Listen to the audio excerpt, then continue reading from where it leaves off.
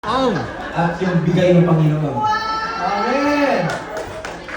So, ang title po ng ating pag-uusapan ay Activating the Impossible Blessings.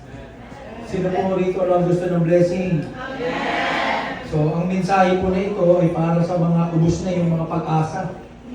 No? Itong mensahe na ito ay para sa mga walang-wala na. Taasan kami ng mga walang-wala. O lahat meron kayo. Amen! So ito po ay story ni Abraham. At alam naman po natin, ang story ni Abraham, sino ang familiar sa story ni Abraham? Ano ang problema ni Abraham? Wala silang anak ni Sarah. Dahil si Sarah ay baog. Pero sila ay pinagkalooban ng Diyos ng anak. At ang pangako ng Diyos ay magiging ama siya ng maraming bansa. So yun po yung mga pangako ng Diyos sa kanya. So titingnan po natin ngayon, ano ba yung mga susi upang maranasan natin yung naranasan ni Abraham. Amen. Kasi naranasan niya yung impossible blessing. Pero meron siyang ginawa.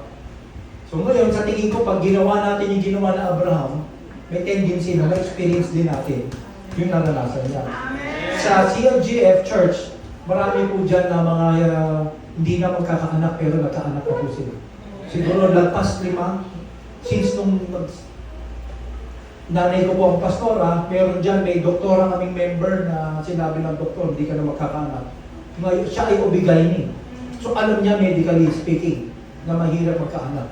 Pero siya ngayon ay pinagkalooban ng Diyos ng 2 anak. Yan ay impossible.